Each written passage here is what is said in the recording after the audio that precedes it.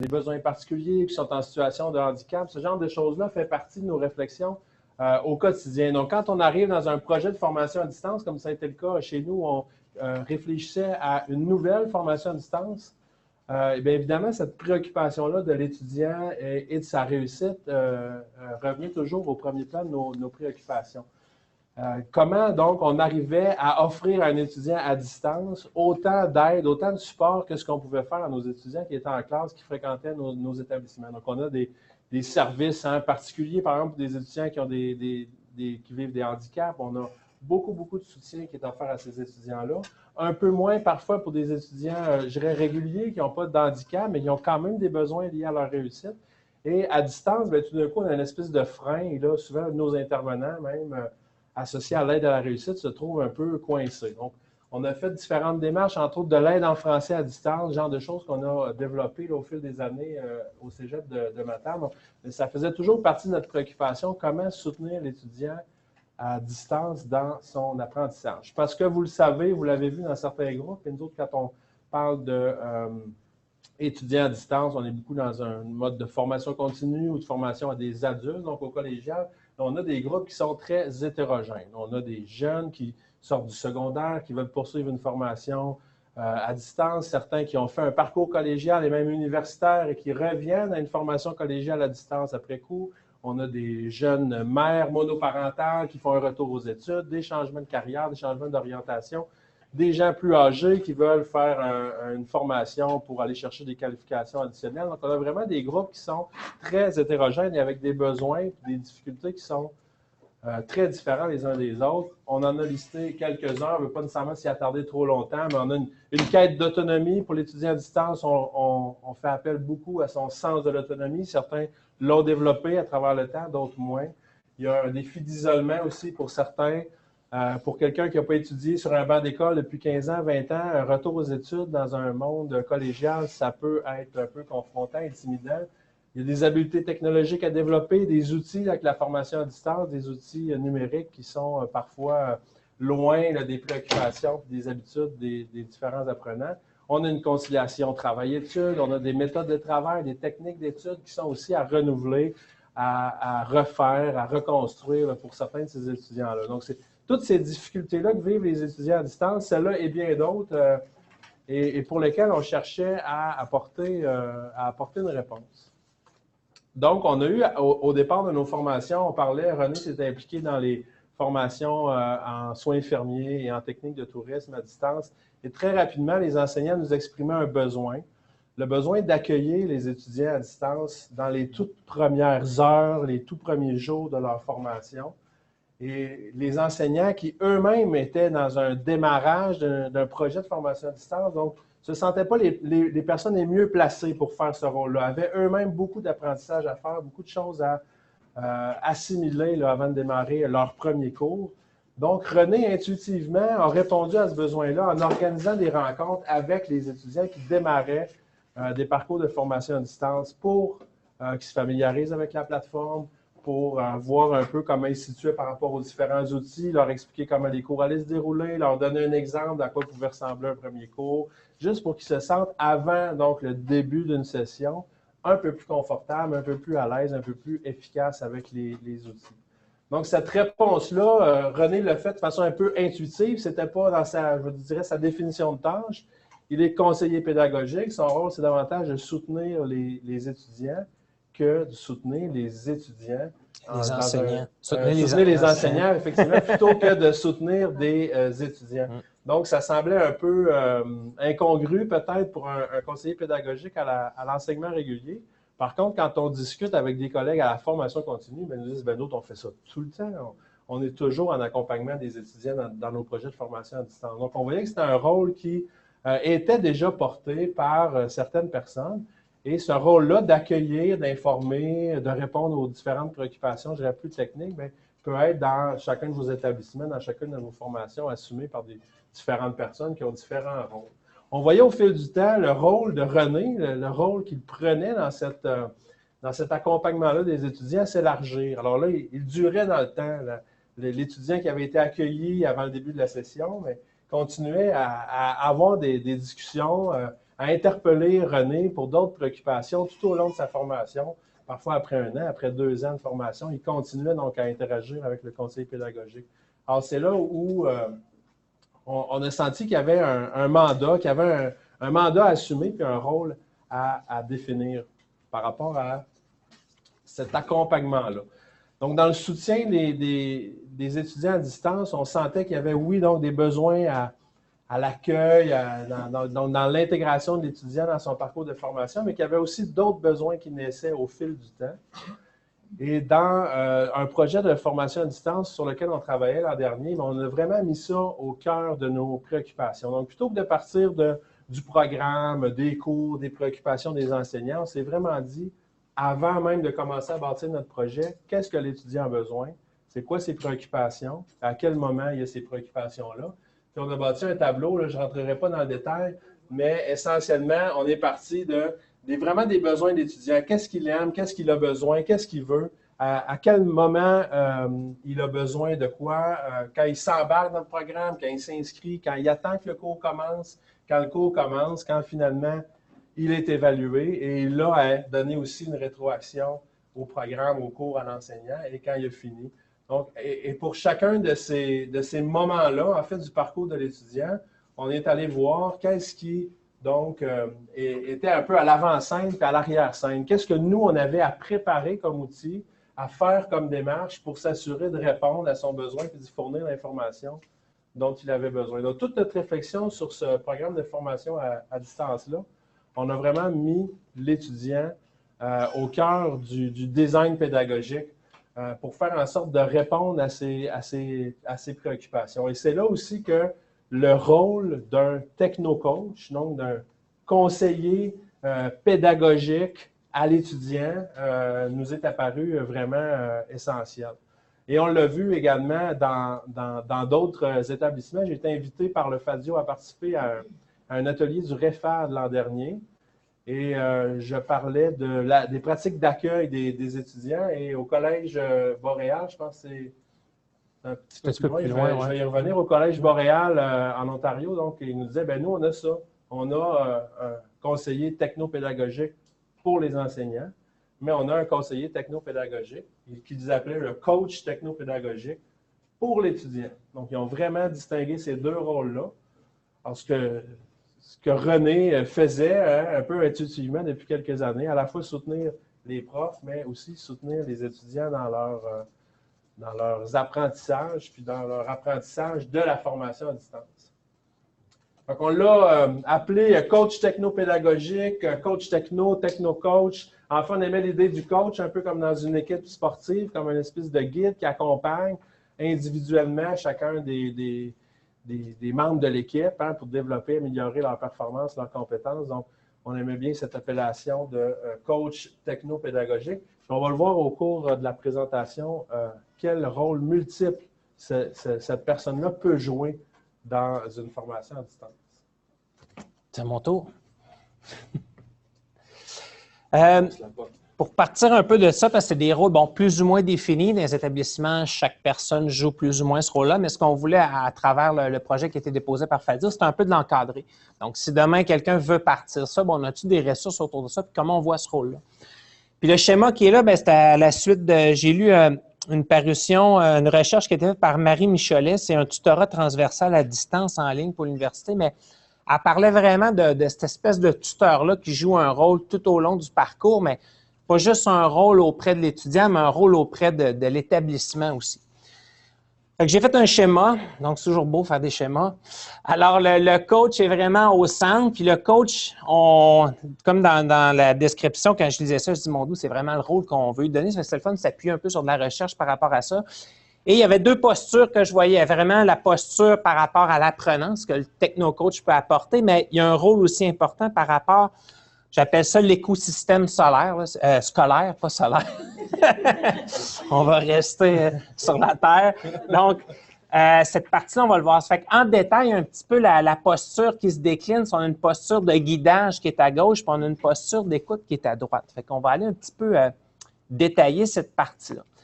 Donc, la posture de guidage, bien, évidemment, c'est tout, comme Jérôme l'a dit, l'accueil de l'étudiant. Le prof, lui, va enseigner, mais nous, on le prépare avant qu'il arrive Donc, c'est vraiment l'accueil de l'étudiant, la formation sur les plateformes technologiques. Donc, bien important de comprendre des outils pour qu'on arrive dans notre cours. C'est plus l'objet de notre apprentissage, mais c'est bien la matière. Préparation aux études à distance, comme Jérôme l'a dit, on a du 19-20 ans, on a du 41 ans, on a du 57 ans, donc c'est assez variable. Donc, la préparation aux études à distance, être devant un écran, conseiller 2 écrans, comment tu vas classer tes dossiers, comment naviguer sur 2 fenêtres en même temps. Il y a tout un apprentissage à faire, à personnaliser. Puis souvent, c'est ici qu'on peut avoir des ratés. Parce qu'on va lancer notre cours, mais cette partie-là n'est pas faite. Donc, l'étudiant va un peu décrocher. Déjà là, son départ, c'est comme un faux départ si on n'a pas bien passé à travers cette partie-là. Puis aussi, le but, l'objectif, c'est de guider l'étudiant vers une autonomie technologique, mais aussi académique. Donc, c'est autant le montrer à bien étudier, mais aussi le montrer à bien utiliser ses outils. Puis dès le départ, on se rend déjà compte, bon, les étudiants, il y a une charge cognitive là, quand on commence sur le monde plein des affaires. C'est pour ça qu'on dit que ça dure dans le temps. Parce que des fois, on doit le faire au début pour les partir, mais on ne peut pas tout le montrer en partant. Quand ils ont commencé après une semaine, 2 semaines, bien, il y a des rappels ou des rencontres à faire avec eux pour se réajuster, en fait, et se réaligner. C'est dans peut-être la première semaine ou les 2 semaines où là, on va pouvoir différencier l'enseignement dans le sens qu'il y en a un qui est super habile avec les technologies, alors qu'un étudiant est en train de le perdre parce que déjà, tout gérer ça, c'est déjà très complexe pour elle ou pour lui. Donc, ça, c'est la partie de guidage. On est vraiment de le montrer, qu'est-ce qui manque, avancer. Puis, la partie, évidemment, encadrement aussi. Bien, l'encadrement, là, c'est vraiment aller voir ce qui se passe. Donc, le soutien aux études, il y a aussi une validation de qualité de cours. Le rôle du techno-coach, ce n'est pas le prof. C'est sûr qu'on peut se plaindre aux profs, c'est des affaires qui ne fonctionnent pas.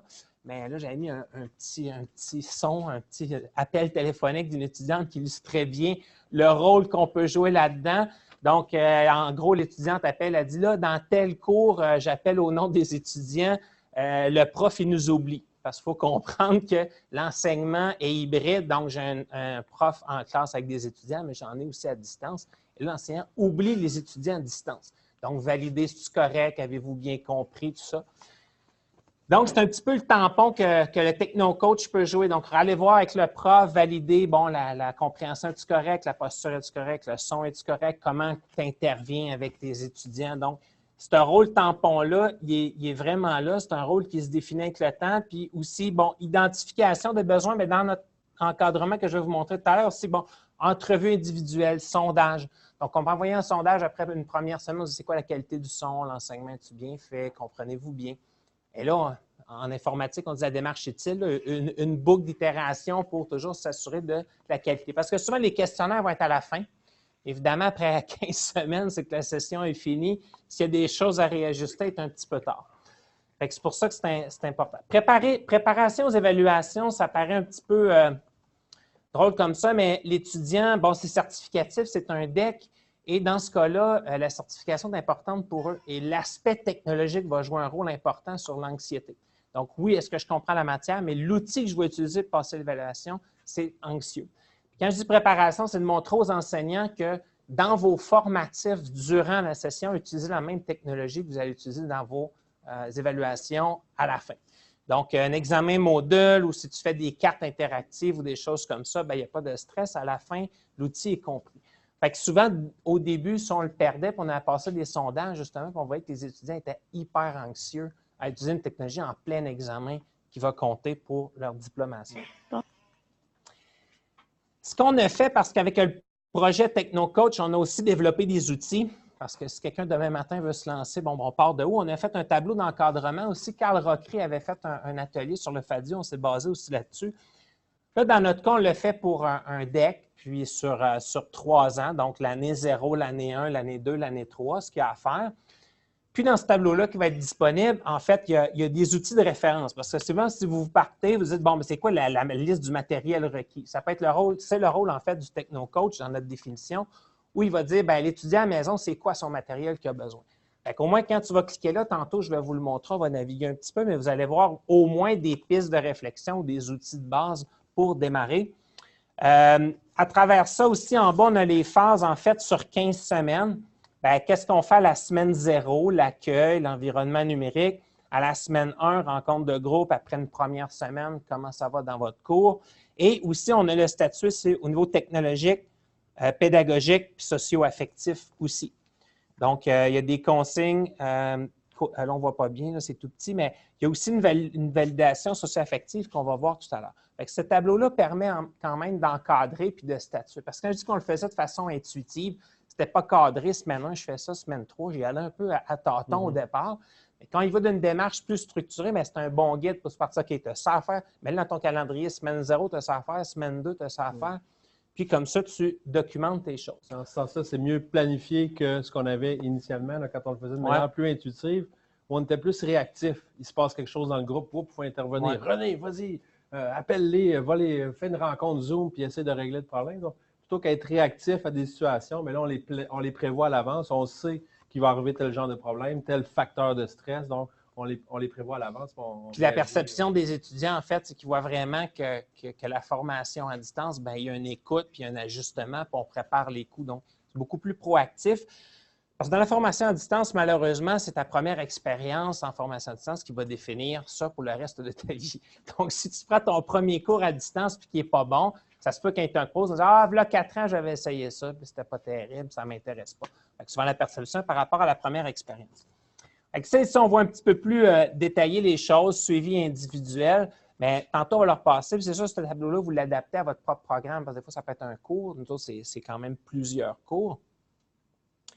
Et on bascule aussi dans la posture d'écoute par rapport, bon, collecte de besoins, validation de la situation personnelle, bon, travail, famille, études. Cet élément-là, on a fait des entrevues en formation continue avec Sophie Huppé qui travaillait avec nous. Puis, elle avait ce rôle-là à jouer. Puis, c'était fort intéressant parce que les appels, à un moment donné, il y avait un étudiant, c'était en décembre, puis l'étudiant ne se connecte plus, il ne se passe plus rien. Parce que souvent, il y a des cours synchrones, il y a de la synchrone aussi. Fait que juste un petit appel, salut, comment ça va? C'est un peu comment ça va ta vie de ce temps-ci. Fait que parce qu'en décembre, elle dit tu n'es pas connecté encore. Bien là, il y a les spectacles des enfants, il y a les parties de Noël, il y a plein d'affaires. Ça fait que la personne décroche du cours. Fait que des fois, juste un petit appel, ça permet un peu de raccrocher les gens. C'est pour ça que je marque le socio-affectif, c'est vraiment les gens, ils ont une réalité, surtout en formation à distance, donc ils ont déjà un travail, ils ont une famille. De montrer un petit peu qu'on est là, qu'on les raccroche, des fois, c'est un appel qui peut faire la différence. Puis en même temps, ça permet aussi des fois qu'on fait des offres de formation, puis on va se rendre compte que ça correspond mal à leur réalité par rapport aux dates de début et de fin. Donc, on peut se rendre compte qu'il y a des gens qui sont il y avait une formation pour les caisses populaires, mais en février, c'était les REER et tout ça. Puis eux autres, le cours, c'est comme, pouh, ils n'ont pas le temps de faire ça. Fait que peut-être que l'offre, à ce moment-là, cette clientèle-là va partir après février. Donc, c'est des petits ajustements qui permettent de s'adapter. Quand on dit qu'on place l'apprenant au centre de notre développement, bien, c'est un peu ça aussi, c'est d'être à l'écoute d'eux autres. Bon, anticipation des problématiques liées à l'apprentissage, c'est un peu par rapport à ça, voir est-ce que c'est par rapport aux notes ou à l'apprentissage, on peut voir avec l'enseignant, est-ce que c'est par rapport à la technologie qui ne fonctionne pas. Ça fait que ça aussi, ça peut être des choses qu'on va aller valider avec eux, soit par entrevue ou sondage. Donc, socio-affectif, bien, soutien à la relation sociale, la communication, la persévérance. Donc, c'est vraiment ça. On sait dans les études que la formation à distance asynchrone, on a un gros problème de persévérance. Nous, on fait quand même une formation synchrone. Ce qu'on a remarqué, c'est qu'évidemment, la formation synchrone entraîne le groupe ou entraîne l'étudiant. Le fait de se pointer à telle heure avec un groupe, il y a un effet groupe qui est important. Mais la persévérance, ça doit être là aussi. Puis on s'est également rendu compte qu'avec le temps, dans notre groupe à distance, il s'appelle, je pense que c'est les 3e années, le Big Four, ils sont juste 4 à distance, là. Mais ils ont créé une dynamique entre eux qui est importante, qui est vraiment un levier pour eux autres. Cette année, on a commencé une formation où on aurait eu une personne en première année. Bien, selon ce qu'on a vu, on dit on ne partira même pas avec elle parce que c'est toute seule à distance, c'est sûr qu'elle ne persévérera pas. Elle va lâcher à personne qui vit sa réalité. Fait que ça, c'est un effet important aussi où le techno-coach peut jouer un rôle avec ce groupe-là ou si la sauce ne prend pas avec les personnes qui sont à distance, peut-être faire des activités avec eux autres pour qu'ils deviennent des bons amis parce que à ce moment-là, avant qu'il y ait des rencontres en présence, bien, le groupe à distance vit des réalités similaires. Si on se déplace vers le bas, bon, là, c'est mon fameux écosystème scolaire. Là, le techno-coach a un rôle à jouer par rapport au niveau des enseignants, techniciens, tout l'aspect technique de l'établissement, puis aussi les services. Le techno-coach, je le vois vraiment comme quelqu'un qui a une vue d'ensemble de tout. Il parle autant aux étudiants, aux enseignants, mais il parle aussi avec l'établissement, puis il fait le pont un peu avec tout ça. Donc, au niveau des enseignants, je le vois vraiment interactivité des cours. Il est vraiment là dans la création des cours. C'est-tu interactif, c'est-tu dynamique des cours, puis faire le pont avec la rétroaction puis l'enseignant. Donc, le techno-coach, il va être là pour tout le parcours. Ça va être la même personne. Les profs, eux, vont changer. Quand on dit techno-coach pour tous tes cours qu'on voyait dans le Collège Boréal, c'est un petit peu ça. C'est un point d'ancrage pour lui. On va parler aussi avec l'enseignant comment concevoir l'évaluation.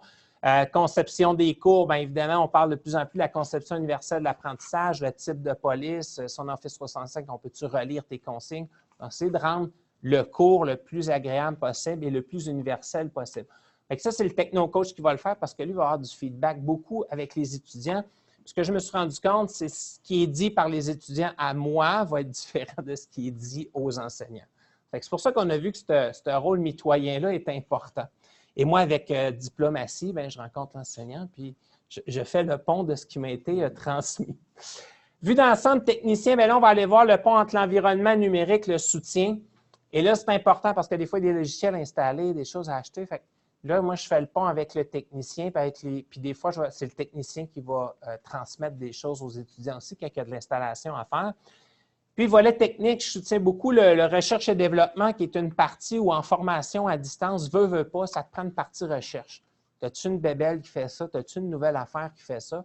Aujourd'hui, c'est un beau 2 jours où on va consulter plein de choses. Mais cette partie-là est importante parce que ce n'est pas statique, la formation à distance. Les équipements vont assez vite. Puis, je pense que c'est le rôle du technicien et de l'équipe technique du collège de le faire, cette partie-là. Par rapport au service, bien là, c'est comme Jérôme dit, il y a un service pour ceux qui sont à l'école, mais ceux qui sont à distance, tout d'un coup, c'est flou. Donc, l'accueil des étudiants à distance, quand on fait un accueil pour nos étudiants qui sont à distance, on en fait un pour ceux qui sont à présence. C'est quoi les services qui sont offerts? On a une coop, une bibliothèque, un centre d'aide en français, donc il faut y penser à ces services-là. Puis, on a aussi de plus en plus des étudiants qui ont des services adaptés, dyslexie, dysorthographie, étudiants à distance. On arrive avec des problèmes d'anxiété. Hein? C'est anxiogène pour moi d'être dans un collège avec tout le monde. La formation à distance, c'est intéressant, je vais rester chez moi. Mais comment on peut les accompagner, ces gens-là? Comment est-ce que les gens qui touchent à ça peuvent mieux fonctionner à distance? Parce que ces employés-là aussi ne sont pas nécessairement habitués. Il y a le bon vieux téléphone, là, ça c'est encore bon, mais comment connecter à distance? Oui. Oui, bien le centre d'aide en français, c'est qu'en fait, on a fait un centre d'aide qui existe physiquement, mais maintenant, il est à distance avec Zoom. Donc, l'étudiant qui a des problèmes orthographiques ou tout ça, il se connecte à distance, il passe une heure avec la technicienne, puis il est suivi à toutes les semaines. Mais maintenant, la distance n'a plus d'importance. Donc, ce centre d'aide-là, des fois, il y a même des étudiants qui sont à Matane qui vont le prendre parce que de leur résidence, vont se connecter au lieu de se présenter en personne. Oui, c'est sur rendez-vous. En fait, c'est déjà là. L'accompagnement individualisé, des rencontres d'une heure, un peu de tutorat avec, sur des difficultés là, orthographiques, syntaxiques en français. Tu sais, parce que les étudiants ont l'épreuve uniforme de français à réaliser au cégep, donc ce centre d'aide-là. Je vous dirais que c'est ça qu'on a mis sur pied en 2014, dès le début. C'est quelque chose qui roule encore et qui est vraiment intéressant. Ouais. Les étudiants aiment beaucoup ça. Puis l'étudiant, souvent, c'est là qu'on va jouer dans le partage d'écran, mais souligner les fautes. L'autre, il va aller voir ce qu'on. Ouais. Ça fait qu'on va vraiment loin là-dedans. Ça, c'est un beau service qu'on a mis en place. Mais tu sais, il y en aurait d'autres. Je pense à psychologue, je pense à travailleur social. Tu sais, là, on est encore un peu à construire ça parce que ce n'est pas nécessairement évident, mais avec le temps, on a des étudiants qui doivent être suivis. C'est la problématique qu'on rencontre. Tout ce travail-là dit, hey, pourquoi pas on ferait une définition de tâche du techno-coach? Parce qu'éventuellement, quand on a monté notre programme, on s'est dit que ça va être un poste qu'on aimerait afficher ou d'avoir quelqu'un qui remplit un peu toutes ces tâches-là. Fait qu'on a quand même commencé à créer un descriptif de tâches. Qu'est-ce qu'il y aurait à faire? Puis, je regarde encadrer l'étudiant, produire, assurer la mise à jour des documents pour les préalables technologiques. Organiser des séances de formation auprès des étudiants sur leurs besoins sur le plan technologique, méthodologique. Parce que des fois, ça peut être, je ne sais pas, comment utiliser PowerPoint ou comment utiliser Excel ou des choses comme ça, ou là, Office 365 est rentré dans le décor, pour que quand ils arrivent en classe et qu'ils utilisent Excel, ils se connectent à distance, eux, c'est déjà fait ce bout-là. ou à moins que le prof l'enseigne quand même à tout le monde en classe, bien, le techno-coach, des fois, je vais être là quand même pour assister l'enseignant pour la partie de distance. Bien, collaborer avec les enseignants, mettre en place un plan de formation pour accompagner les enseignants. Ça, je me rends compte que c'est toujours important parce qu'on a toujours des nouveaux enseignants. Fait que cette partie-là est importante. Puis, collaborer au système de qualité. J'en profite pour introduire un travail qui a été fait par le FADIO. L'année passée, la communauté de pratique pédagogique a fait un sous-comité qui s'appelle le comité qualité en FAD. Puis, notre premier volet, c'était de produire un document qui permettait d'établir c'est quoi qui fait que tu as une qualité de formation dans ton établissement. Donc, on a produit un document, en fait, qui parle le responsable de la FAD. Avez-vous un comité? C'est qui les membres de votre comité? On établit certaines choses. Le techno-coach, on ne l'a pas inclus là-dedans, mais je pense sincèrement que le techno-coach est une partie prenante de cette qualité-là qu'on veut mettre en place, particulièrement le point 6 et 7 où on parle, bon, soutien et encadrement. Nous formons l'apprenant au plan pédagogique, technologique, administratif, vraiment le rôle du techno-coach. Nous accompagnons, soutenons l'apprenant durant son parcours au plan. Ici, c'était quoi l'apprenant? Nous formons l'apprenant au et nous accompagnons et soutenons durant tout son parcours. Mécanisme d'évaluation des cours, bien là, c'est là aussi qu'il y a comme des sondages à réaliser. Puis tout ça. Fait que ce tableau-là, il est fait en fonction de nous l'avons pas, c'est à développer et tout ça. Ça fait que ça fait c'est une feuille recto-verso. C'est un beau diagnostic pour votre établissement si vous avez déjà de la FAD en place ou si vous voulez l'en mettre, ça vous montre un petit peu. Puis même si nous, ça fait longtemps qu'on en fait, là, il y a des petites cases qui ne sont pas toutes cochées, là, sont encore à développer. Fait que je dis, c'est un long processus, mais on s'améliore beaucoup. Par rapport à ça, bien, évidemment, je voulais explorer un petit peu les ressources avec vous. Donc, ici, dans le PowerPoint, vous aurez accès aux documents qu'on a déposés au FADIO. Je pense qu'il n'est pas tout à fait là encore dans l'espace module partage. Mais vous l'avez dans la présentation. Puis, je vais vous montrer aussi le site web TechnoCoach qu'on a comme un peu développé. Donc, si je vais juste montrer la présentation du document. Avec juste la facture, à quoi ça ressemble. Restez en ligne, votre appel est important, un peu comme M. Cool. Tam, titara, pam, pam. Ça me prend de la musique de... C'est un petit peu le document qui nous présente bon, d'où on est parti, tout ça. Et à l'intérieur de ce document-là, vous allez revoir à la fin un peu les annexes. J'ai aussi... bon, si tu es un techno-coach, comment tu fais comme administrateur pour l'outiller? C'est quoi, à quoi qu'il doit se brancher pour être au fait des veilles technologiques et tout ça? Ça fait que c'est déjà comme un départ. On a le fameux document sur la qualité FAD qui est 2 pages. On a aussi le tableau. J'ai mis, entre autres, le fameux cadre d'encadrement qu'on peut utiliser aussi par rapport à ça. Mais également, pour être encore plus facilitant, j'ai aussi fait un petit site web. Et dans le site web, j'ai remis le tableau qui est cliquable. Donc, chaque article va être cliquable où on a mis des choses. Mais j'ai aussi, bon, c'est quoi la semaine 0? Bien, je suis allé jusqu'à dire, bien, peut-être, c'est quoi l'exemple d'un courriel qu'on envoie aux étudiants qui sont acceptés à distance? Qu'est-ce qu'on peut mettre à l'intérieur de ça? C'est quoi le calendrier de formation pour les étudiants? Ça fait que si on clique dessus, bien, c'est l'exemple de Matane. Après ça, vous l'adapterez, au moins on a une base pour se partir. C'est toujours ça au début, quand tu commences ça, là, ça fait bien des affaires à vérifier. Fait que, bon, bien, semaine 5, on envoie un courriel. Nous autres, on commence à peu près le 19 août. Donc, il y a tout comme qu'est-ce qu'on fait, puis c'est quoi les étapes, c'est le type de courriel qu'on va envoyer à l'étudiant. Donc, quand il va arriver dans ses cours, bien, lui, il va être prêt. Il y a déjà une formation avant. Tu sais, je marque à la fin de la première semaine, rencontre pour valider le fonctionnement des premiers cours. C'est-tu correct? Le son, est-tu correct? Le prof, pensait-tu à vous autres? Parce que souvent, ils ont 4 cours différents dans la semaine avec 4 profs différents, et que ça leur donne un peu une chance par rapport à ça. Et bon, j'ai mis des vidéos, comment ça se passe d'une classe. Guide de l'étudiant en visioconférence, bien, tu sais, la caméra, bien, ce que je vois en arrière, c'est ma salle de classe, comme les choses. Fait qu'on ne passe pas en maillot de bain en arrière. Ou, tu sais, c'est un petit peu le guide de bienséance. Les documents pour la plateforme. Exemple de questionnaire, c'est que aussi, quand on parle des accompagnés, c'est qu'un petit questionnaire que je leur lance, là, je ne sais pas si j'ai mis des questions obligatoires. Est-ce que vous êtes proche d'un cégep? Est-ce que vous avez est-ce que vous êtes sur les réseaux sociaux? Donc, c'est quoi votre connexion, votre débit? Parce que ça va m'aider à mieux les encadrer aussi. Fait que ça, c'est un exemple que vous pouvez reprendre. J'ai mis également, ça dure 56 minutes, mais c'est quoi la première séance d'accueil? Qu'est-ce que je leur dis? Comment qu'on fonctionne?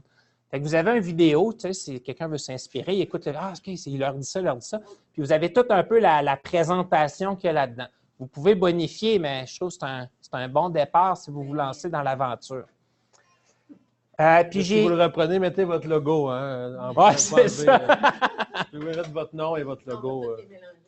C'est ça. Et j'ai des exemples de questionnaires aussi qu'on envoie puis qu'on fait faire. Puis tantôt, bien, je vous parle ici quelque chose qu'on a découvert, une ressource fort intéressante là, qui je m'évalue. C'est parler de l'aspect social un peu. C'est est-ce que pour les étudiants, les études à distance sont un petit peu trop par rapport, fais-tu de la place à sa famille ou pas? Et jeconcilie.com, c'est un questionnaire. Pour l'étudiant, l'intervenant, il coche ça et ça va définir un peu la place des études à distance qu'ils prennent dans sa vie. Fait que c'est un bon, je suis à risque de réussir, je suis en train de me perdre un peu. C'est un super site là, que le TechnoCoach peut utiliser. Et par rapport à ça, bien, ce qui nous amène un peu les retombées, parce que quand on dépose un projet pour le FADIO, il faut voir les retombées. Bien, un, c'est de partager partage d'une ressource dans le FADIO, c'est qu'on pourrait dire, bien, peut-être comme établissement, je suis trop petit, mais il peut y avoir un techno-coach qui ramasse un peu quelques établissements. Puis on veut le voir interordre aussi. J'ai une vision cégep, mais comment ça se passe dans les commissions scolaires, comment ça se passe ailleurs. On pourrait aussi faire une bonification de la description du rôle du techno-coach dans une communauté de pratique. On a déjà une communauté de pratique, mais c'est peut-être un projet qu'on va faire cette année. C'est quoi ta réalité dans les commissions scolaires? C'est quoi ta réalité à l'université? Pour bonifier peut-être un petit peu les tâches, pour arriver avec un meilleur descriptif. Continuer à développer des ressources, comme vous avez vu, et aussi, est-ce qu'on expérimente ce rôle? Parce que, tu sais, je le fais, mais je m'occupe des programmes, je m'occupe de plein d'autres choses, mais quelqu'un qui aurait vraiment ça dans sa tâche, qui le fait au complet, bien, si quelqu'un le fait, est-ce qu'on lancerait un projet pilote, on pourrait voir un petit peu s'il y a des choses à bonifier ou enlever. Vous voyez que c'est un rôle très large. Vous regardez le profil d'une personne, c'est assez vaste comme profil aussi, bon techniquement, pédagogiquement aussi, puis l'approche avec les étudiants. Ce qui m'amène à la période de questions. Si vous n'avez pas de questions, j'en ai pour vous. Oui. Là, dans la petite application, je pense... C'est-tu là? Ou c'est pas tout de suite? C'est où que ça... Je ne sais pas. Parce que nous, on a envoyé nos affaires, puis en passant. Bon, ce que je vous présente, c'est pas tout à fait le PowerPoint qu'il y a en... Ça viendra sans doute sur le... Ou peut-être... Sur le site du FADIO. Ils sont dans l'application? OK. Un document dans lequel il y a des liens pour toutes les ressources. Et en cliquant dessus, là, on peut y accéder. OK. Si vous allez dans comment ça s'appelle déjà, le programme Eventool. Oui, dans Eventool. Ça fait faire des présentations. OK. Vous avez un PDF là. Juste à peut-être le répéter pour les personnes qui sont en ligne. Oui, donc les documents, ben là, c'est sûr, sont disponibles sur l'outil Eventool. Donc, c'est pour rentrer dans une fois qu'on télécharge l'application sur notre téléphone, c'est FADIO 2019. Et là, quand on télécharge sur notre téléphone, on va voir tout. En fait, même les conférences, vous n'assistez pas, vous allez avoir les documents quand même. Fait que c'est là qu'on va le retrouver. Vous ne l'avez pas? Dans les documents de présentation. Dans les documents de présentation, je ne vois pas l'onglet. J'ai accueil. Alors, ça fera l'objet d'une autre peut-être formation. Ou Cet ressources, après-midi, à 4h30. Hein? Fait que j'aimerais vous entendre un peu, est-ce que, tu sais, parce que dans la définition des rôles, c'est comme un peu nouveau, là, techno-coach, c'est-tu un poste en soi ou une définition? En même temps, vous voyez, on de n'invente tâche? rien. Hein? Vous voyez des gens dans vos établissements, vous voyez des rôles. Dans le monde anglo-saxon, on parle d'academic advisor. Dans les cégeps, d'aide pédagogique individuelle, ça peut ressembler à ça. Toutes sortes de supports à l'apprentissage qui sont offerts, des mentors. Fait qu'on s'inspire un peu de toute cette littérature-là, cette vue là, de l'accompagnement de l'étudiant à distance pour définir un rôle de techno-coach. On n'invente rien, mais on l'applique à un contexte bien particulier. Oui, Julie. C'est réaliste, j'ai envie de dire, c'est hyper réaliste. C'est réaliste dans le sens où c'est un besoin criant. Moi, je suis carrément dans ça présentement là, au programme qu'on a au Céleste à Pointe-Locale.